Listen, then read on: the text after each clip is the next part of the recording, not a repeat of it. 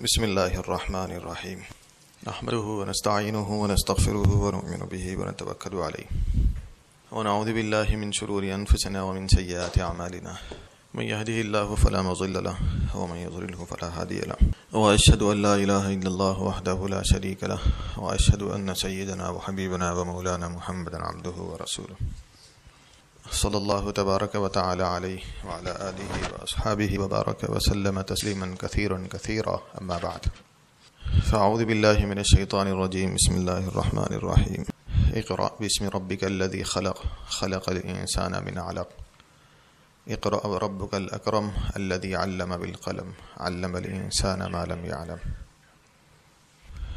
محترم بزرگان دین، برادران اسلام، السلام علیکم ورحمۃ اللہ وبرکاتہ۔ قرآن پاک کی یہ بالکل ابتدائی آیات ہیں جو میں نے تلاوت کی ہیں۔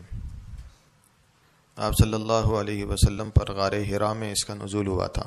قرآن پاک کی سب سے پہلے وحی،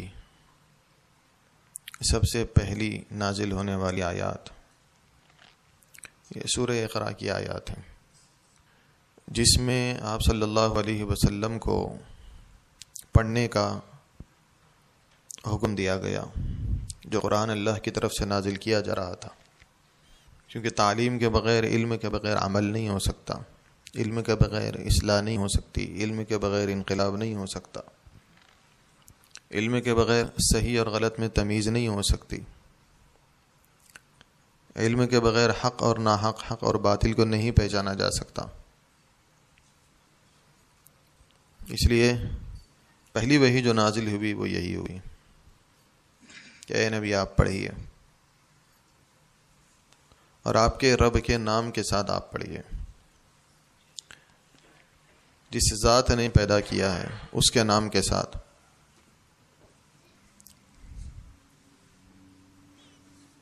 اور کیسے پیدا کیا؟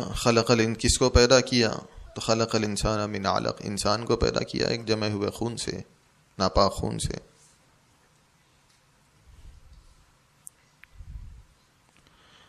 اقرأ وربک الاکرم، اے نبی آپ پھر پڑھیے۔ ایک نہیں، دو مرتبہ اللہ نے حکم دیا۔ اس سے تعلیم کی اہمیت، دین کے سیکھنے کی اہمیت معلوم ہوتی ہے۔ لوگوں کے غلط فہمی یہ ہوتی ہے، عام طور پر یہ جو آیات ہیں، ان آیات کا سہارا دین کی تعلیم کے علاوہ دنیاوی تعلیم کے حصول کے لیے بھی کیا جاتا ہے۔ دنیاوی تعلیم کا سیکھنا منع نہیں ہے، لیکن قرآنی اس آیت کو وہاں فٹ کرنا یہ غلط ہے۔ یہ جو آیت نازل ہوئی ہے یہ قرآن پاک کے بارے میں نازل ہوئی، اس وحی کے بارے میں نازل ہوئی جو وحی اللہ کے نبی پر نازل کی جا رہی تھی، اس قرآن کے بارے میں نازل ہوئی جو قرآن نازل کیا جا رہا تھا۔ اس کے اب دنیاوی تعلیم کے فوائد اپنی جگہ الگ ہے، اس کی ضرورت اپنی جگہ الگ ہے، اس کی اہمیت اپنی جگہ الگ ہے، اس کو سیکھنا چاہیے زمانے کے اعتبار سے۔ وہ انسان کی ضرورت میں داخل ہو گئی ہے، اس سے منع نہیں ہے، نہ منع کیا جاتا ہے، لیکن جو چیز جہاں جس درجے میں جس کے لیے ثابت ہے اس کو ملحوظ رکھنا بھی ضروری ہوتا ہے۔ پھر قرآن و حدیث میں جہاں پر علم کا لفظ استعمال ہوتا ہے تو وہ علم دین کے لیے استعمال ہوتا ہے، دنیاوی علوم کے لیے نہیں ہوتا۔ یہ بات ذہن میں رکھنے کی ہے۔ کہہ دیتے ہیں کہ قرآن میں علم کے سیکھنے کی تعلیم ہے، بالکل ہے، لیکن اس علم کے سیکھنے کی تعلیم اور ترغیب ہے جس علم پر فضائل وارد ہوئے ہیں، اور فضائل قرآن و حدیث کے علوم کے بارے میں وارد ہوئے ہیں، دنیاوی علوم کے بارے میں فضائل وارد نہیں ہوئے۔ کوئی انجینئر بن گیا تو اس کی فضیلت آپ قرآن سے ثابت کریں گے، حدیث سے ثابت کریں گے کہ جنت میں یہ درجہ اس کو مل جائے گا۔ کسی ڈاکٹر کے بارے میں قرآن یہ آیت موجود ہے یا یہ حدیث موجود ہے جس میں یہ بتایا جا رہا ہو کہ بھئی اس کے درجے اتنی فضیلت اس کو حاصل ہوگی، جنت میں یہ درجہ اس کو ملے گا، اتنے ہزار رکعت نفل نماز پڑھنے سے اس کی جو ہے نا یہ فضیلت ہے۔ کیا آپ کہہ سکتے ہیں کہ اگر کوئی ڈاکٹر ڈاکٹری کے لیے چلا گیا کسی کالج میں، کسی جو ہے سیکھنے کے لیے، کوئی حدیث یا قرآنی آیت ہم بتا سکتے ہیں کہ بھی اس کا یہ سیکھنا جو ہے وہ 1000 نفل نماز پڑھنے سے زیادہ بہتر ہے؟ یہ بس سمجھنے کی چیز ہے۔ جو بات میں عرض کر رہا ہوں وہ یہ ہے، یہ جو فضیلتیں ملتی ہیں، یہ جو اہمیتیں بتلائی گئی ہیں، اور جو اجر بتائے گئے ہیں جنت میں، جو درجات بتائے گئے ہیں جنت کے اندر، وہ علم دین کے بارے میں بیان کیے گئے ہیں، دنیاوی علوم کے بارے میں بیان نہیں کیے گئے۔ فقیہ واحد اشد علی الشیطان من الف عابد، ایک فقیہ جو ہے وہ 1000 عابدوں پر بہتر ہوتا ہے شیطان پر، 1000 عابدوں کے مقابلے میں۔ یہ علم دین حاصل کرنے والے اور علم دین کی سمجھ حاصل کرنے والوں کی فضیلت بیان کی گئی ہے، علوم دنیا کے بارے میں نہیں ہے یہ۔ ایک ڈاکٹر 1000 عابدوں پر بہتر ہے، نہیں ہے یہ۔ ایک انجینئر 1000 عابدوں پر بہتر ہے، یہ نہیں ہے۔ دنیاوی علوم اپنی جگہ علوم کی حیثیت ان کی ہے، ان کی ضرورت ہے، لیکن قرآنی آیات اور احادیث مبارکہ یہ علم دین کے بارے میں نازل بھی ہیں، اور اس حوالے سے بیان کرنا بھی ضروری ہے۔ لوگوں میں غلط فہمی پائی جاتی ہے اور بیان بھی کر رہے ہوتے ہیں۔ تو علم دین کی بڑی فضیلت ہے دین اسلام کے اندر، علماء کی بڑی فضیلت ہے دین اسلام کے اندر، علم دین حاصل کرنے والی جگہوں کی بڑی فضیلت ہے اس دین کے اندر۔ اس تینوں کی قدر نکل گئی لوگوں کے دلوں سے، نہ علم کی اہمیت اور فضیلت رہی، نہ علماء کی اہمیت اور فضیلت رہی، نہ مدارس کی اہمیت اور فضیلت رہی۔ علماء کی ضرورت نہیں ہے بھائی، ہم خود سیکھ لیں گے۔ وَلَقَدْ يَسَّرْنَا الْقُرْآنَ لِلذِّكْرِ فَهَلْ مِن مُدَّكِرٍ، قرآن تو آسان ہے، اس لیے کسی عالم کے پاس جانے کی ضرورت نہیں، کسی مفتی کے پاس جانے کی ضرورت نہیں ہے، کسی مولوی اور ملا کے پاس جانے کی ضرورت نہیں ہے، کسی مدرسے کے مدرس اور ٹیچر کے پاس جانے کی ضرورت نہیں ہے، کیونکہ قرآن آسان ہے۔ انتہائی ناواقفیت کی بات ہے۔ اللہ کے نبی، قرآن نازل کیا گیا نبی پاک صلی اللہ علیہ وسلم پر، صحابہ کرام نے قرآن جو سیکھا ہے خود سے ایسا ہی نہیں سیکھ لیا، ایک ایک سورت کو 8 سال 10 سال لگا کر وہ سیکھا کرتے تھے۔ حضرت عمر فرماتے ہیں کہ سورہ بقرہ میں نے 8 سال میں سیکھی ہے پوری، نبی کی صحبت میں رہ کر سیکھی ہے۔ صحبت میں رہنے سے یہ چیزیں سیکھنے کو ملتی ہیں۔ آپ تعلیم حاصل کرنے سے کوئی فائدہ آپ کو حاصل نہیں ہوگا۔ کسی ماہر ڈاکٹر کے جب تک آپ تجربے میں اس کے ماتحت میں نہیں رہیں گے، آپ کو کوئی سرٹیفکیٹ نہیں دے گا۔ کسی کالج میں چلے جائیں اور آپ کہہ دیں کہ بھائی میں نے ڈاکٹری کی یہ کتاب میں نے پڑھ لی ہے، مجھے سرٹیفکیٹ چاہیے، نہیں دیا جائے گا۔ یہ کہا جائے گا کہ کسی کی زیر نگرانی تم نے یہ کیا یا نہیں کیا، یہ دیکھا جائے گا۔ بلکہ آج کی جو حالت ہے ہماری جابس کی اور ملازمت کی، وہ یہ ہے کہ آدمی کا تجربہ دیکھا جاتا ہے، آدمی کی سرٹیفکیٹس نہیں دیکھی جاتی۔ کس کی صحبت میں آپ رہے، کہاں پر آپ نے کام کیا، کہاں پر آپ کو مشق ہے یہ۔ لیکن دین کے سلسلے میں ہم کو علماء کی ضرورت محسوس نہیں ہوتی، ان کی صحبت ضرورت محسوس نہیں ہوتی، ٹیچرز کی ضرورت محسوس نہیں ہوتی۔ قل هل يستوي الذين يعلمون والذين لا يعلمون، قرآن پاک میں اللہ تبارک و تعالیٰ نے فرمایا کہ اہل علم اور جو علم نہیں رکھتے وہ برابر نہیں ہیں۔ بہت اونچا در، والذین اوتوا العلم درجات، جن کو علم دیا گیا اللہ کے ہاں بہت بڑی فضیلت ہے ان کی۔ شہید اللہ انہ لا الہ الا هو والملائکۃ واولو العلم قائما بالقسط، اللہ نے گواہی دیتے وقت میں علماء کی شہادت کو اپنی شہادت کے ساتھ ملا کر ذکر فرمایا۔ اللہ گواہی دے رہا ہے کسی چیز کی۔ اس لیے میرے دوستو یہ بات ذہن میں رکھنا ضروری ہے کہ علم کی اور علماء کی قدر اور اہمیت بہت بڑی چیز ہے۔ آج علم بہت سستا ہو گیا، علماء بہت سستے ہو گئے، قدر ان کی نہیں رہی۔ پہلے زمانے میں جو بادشاہ ہوا کرتے تھے اپنے دربار میں بڑے بڑے یعنی ان سے ملنے کو سعادت سمجھا کرتے تھے۔ ہارون رشید کے زمانے کو، مامون رشید کے زمانے کو آپ دیکھیں، ان کے آس پاس کے زمانوں کو آپ دیکھیں، ان کے دربار میں علماء ہوا کرتے تھے۔ شاہی دربار میں علماء کی مجلسیں لگا کرتی تھی، ان کا ادب و احترام ہوا کرتا تھا، ان کے پاس بادشاہ جایا کرتے تھے۔ یہ بہت بڑے لوگ ہیں بھی، اور آج اتنے ہی سستے اور بے قیمت اور کم قدر ہو گئے، اہمیت نہیں رہی۔ اہمیت پیدا کرنا بھی ضروری ہے، اور یہ چیز ہمارے دین اور ایمان کے تحفظ کا ذریعہ ہے، یہ ذہن میں رکھیں۔ علم دین ہو، علماء ہوں یا مدارس ہوں، یہ ہمارے دین اور ہمارے نسلوں کے ایمان کے تحفظ کا ذریعہ ہیں۔ جہاں پر مدارس نہیں ہے وہاں پر ارتداد پورے ملک میں پھیلا ہوا ہے، جہاں علماء نہیں ہے وہاں ارتداد پورے ملکوں میں پھیلا ہوا ہے۔ اور جہاں مدارس کا قیام اللہ تبارک و تعالیٰ کے فضل سے وجود میں آیا، جہاں مدارس زیادہ ہے وہاں کی حالت آپ دیکھیں۔ عرب نہیں ہیں لیکن عربوں سے زیادہ دین کی خدمت کر رہے ہیں۔ ہندوستان میں، پاکستان میں، بنگلہ دیش میں، ادھر ایشیائی ممالک میں اگر آپ دیکھیں مدارس کا قیام ہے، اس کے اثرات دیکھنے میں آتے ہیں، پھر دینی ماحول دیکھنے میں آتا ہے۔ پھر آج کل عربوں میں بھی مدرسے نہیں ہیں، بعض ملک تو ایسے ہیں پورے ملک میں ایک مدرسہ بھی آپ کو نہیں ملے گا۔ دنیاوی علوم کے پیچھے ہم پڑ گئے۔ یہ انسان کی ضرورت ہے، مقصد نہیں ہے۔ مقصد حیات اللہ تبارک و تعالیٰ کی رضا ہے۔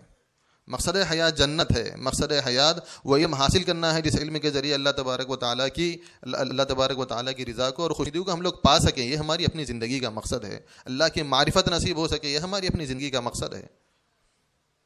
آپ یہ علم حاصل کر کے اللہ کی معرفت حاصل نہیں کر سکتے. 60 سال کی آپ کی زندگی ختم ہو جائے گی، اس کے بعد کوئی پوچھنے والا نہیں ہے.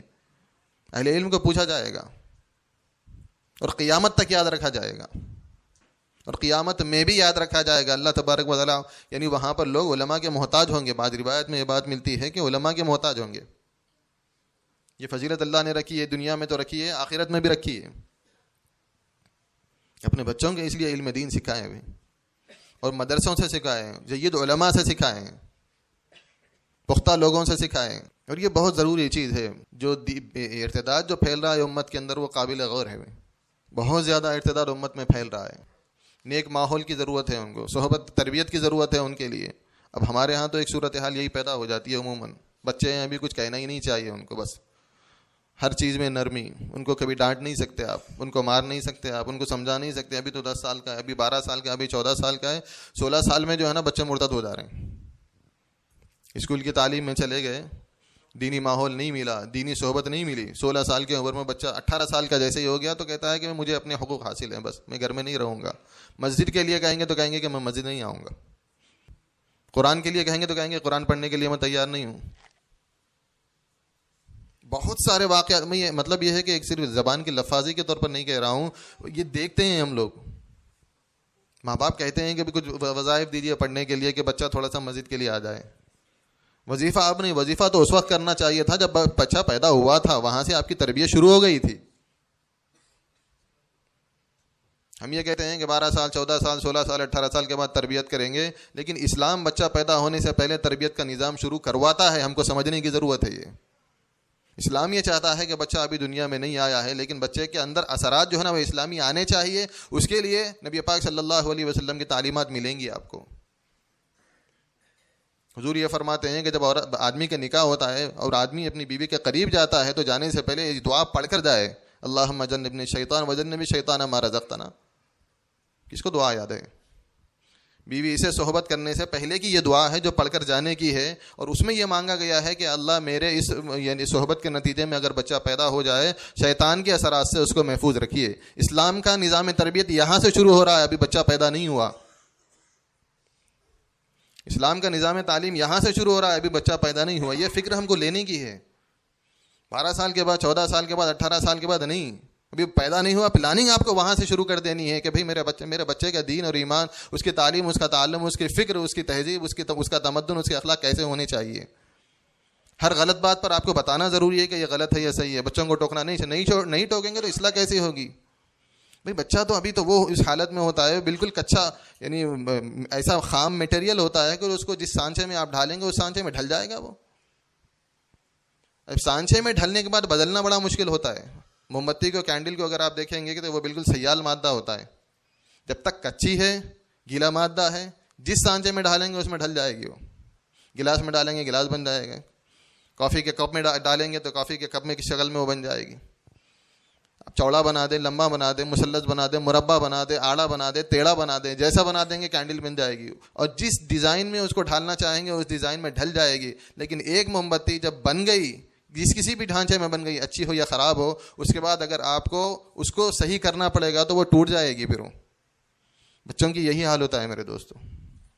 ان کی تربیت کے لیے پہلے سے آپ کو تو فکر کرنی پڑتی ہے. جب ایک سانچہ ان کا بن گیا، سانچے میں ڈھل گئے، اس کے بعد اگر آپ بدلنا چاہیں گے تو پھر بچے ٹوٹ جائیں گے. پھر تربیت کا موقع ہاتھ سے نکل گیا ان کی. ہم یہ سوچتے ہیں ٹوکنا نہیں چاہیے، بولنا نہیں چاہیے. کیوں نہیں بولنا چاہیے؟ ہاں طریقہ ہے بولنے کا، طریقے سے بولنا چاہیے، ادب سے بولنا چاہیے، تمیز سے بولنا چاہیے. اسلام کا نظام تعلیم اور تربیت پہلے سے ہے اور ہم کو شعور ہی نہیں ہے. 12 سال کا بھی ہو گیا بچہ، اس کے باوجود بھی شعور نہیں آتا ہم کو کہ ابھی نہیں کہنا ہے، اس کو چھوڑ دیں، اس کو اس کے اوپر. تربیت کیسے ہوگی پھر؟ اس کی پروان کیسے چڑھے گا وہ؟ تو اپنے بچوں کی میرے دوستوں ابتدا ہی سے تعلیم اور تربیت کی ضرورت ہے. اور پھر جب شعور ہونے لگے، بڑھنے لگے، تو اس وقت صحیح تعلیم کی ان کو ضرورت ہے. اور تعلیم میں دینی تعلیم کی ضرورت ہے جو انسان کا اصل مقصد زندگی ہے. دنیاوی تعلیم ضرورت کے وقت ضرور سکھائیں ان کو، اس سے منع نہیں کیا جا رہا، لیکن دینی تعلیم سے جو ہے نا ان کو محروم نہ رکھیں.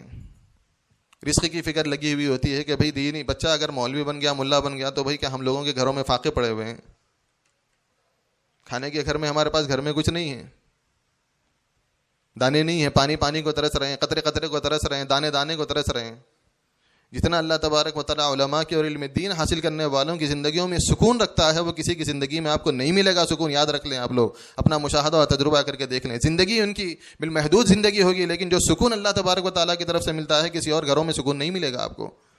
بڑے سے بڑا مالدار اگر ہو جائے آدمی، بڑے سے بڑی راحتوں میں اور آدمی چلا جائے، مہنگی سے مہنگی گاڑیاں خرید لے، مہنگے سے مہنگے گھر بنا لے، جتنی سہولتیں ہو سکتی ہیں دنیاوی اعتبار سے پوری سہولتوں کا انتظام کر لے، قلبی راحت اور سکون وہ صرف ملے گا تو علم دین کے حاصل کرنے میں، اللہ کے ذکر کرنے میں، اللہ سے لگاؤ رکھنے میں، مسجدوں کو آباد کرنے میں، مسجدوں کو آنے جانے میں. انہی چیزوں میں آپ کو دین کا سکون ملے گا. دنیاوی ضرورتوں میں، دنیاوی علوم و فنون میں کوئی سکون نہیں ہے. وہ صرف ایک دکھاوا ہے، وہ صرف ایک دھوکہ ہے جو ہم کو سمجھنے کی ضرورت ہے. اس کی حیثیت ایک دھوکے کی ہے، اس کی حیثیت صرف ایک نمائش کی ہے، اس کی کوئی حقیقت اور کوئی حیثیت نہیں ہے. آنکھیں بند ہو جائیں گی تو پتہ چل جائے گا کہ اس کی حیثیت کیا تھی. یہ دنیا تو سرسبز و شاداب ہے جو انسان کو دھوکہ دینے کے لیے ہے.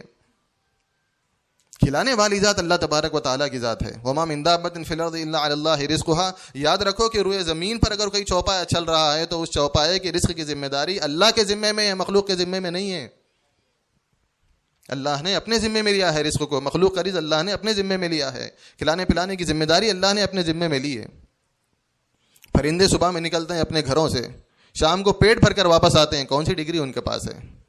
جتنے درندے ہیں، جتنے پرندے ہیں، جانوروں کی مخلوقات ہیں، خشکی کی مخلوقات ہیں، آسمانوں کی مخلوقات ہیں، فضائی مخلوقات ہیں، زمین کی مخلوقات ہیں، زمین میں پائے جانے بسنے والے زمین کے اندر کیڑے موجود ہیں. رزق سب کو مل رہا ہے.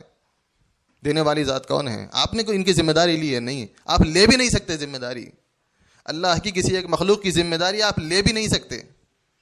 انسان کی سکت میں ہے ہی نہیں ہے، انسان کی استطاعت ہے ہی نہیں. خالق مالک جو خالق کائنات ہے، جو مالک کائنات ہے، اسی کا حق ہے اور وہی کر سکتا ہے، اس کے علاوہ نہیں ہے. رازق حقیقی یہ اللہ تبارک و تعالیٰ ہے. یہ انسان کے ذہن و دماغ میں ہونا چاہیے. بھئی اگر مان لیجئے کہ 60 سال کی زندگی میں مال و دولت مل گیا، لیکن آخرت کی زندگی میں وہاں یہ حالت ہوگی یوم یفر المرء من اخیہ. پھر اس کے بعد بچہ باپ کو دیکھے گا تو بھاگے گا میدان قیامت میں. جس بچے کے لیے آپ نے اپنا سب کچھ قربان کر دیا، اپنی جان، اپنے مال، اپنے خواہشات، اپنے جذبات، اپنی پوری ساری چیزوں کو ان کے لیے قربان کر دیا تھا، قیامت کا میدان جب آ جائے گا یوم یفر المرء من اخیہ، آدمی اپنے باپ کو دیکھے گا تو بھاگے گا، بیٹا اپنے باپ کو دیکھے گا تو بھاگے گا. وہ امی و ابی اپنی ماں کو دیکھے گا تو بھاگے گا. وہ ابی اپنے باپ کو دیکھے گا تو بھاگے گا. وہ صاحبتی ہی اپنی بیوی کو دیکھے گا تو بھاگے گا. واقعی ہی اپنے بھائیوں کو دیکھے گا تو بھاگے گا کہ بھائی آج مجھے ان کی ضرورت نہیں ہے، کہاں میں ان کے پیچھے نہیں پڑ سکتا آج. قبل اس کے کہ وہ افسوس کا دن آ جائے، افسوس کرنا پڑے. دنیا میں ہم کو فکر کرنے کی ضرورت ہے، توجہ دینے کی ضرورت ہے، اپنے لیے بھی، اپنی اولادوں کے لیے بھی، آنے والی نسلوں کے لیے بھی. تربیت کا ماحول گھروں میں بنائیں، تعلیم کا ماحول گھروں میں بنائیں، دینی تعلیم سے ان کو آراستہ کریں. دنیاوی تعلیم ضرور سکھائیں، ان کو منع نہیں ہے، لیکن دینی تعلیم سے محروم نہ رکھا جائے.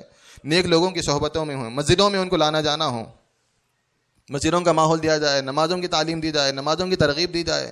گھروں میں دینی تعلیم کے حلقے بنائے جائیں، تھوڑی دیر تعلیم کریں گھروں میں. بہت بڑا اور مثبت، بہت اچھا اثر پڑتا ہے گھر میں دینی تعلیم کے کرنے کا.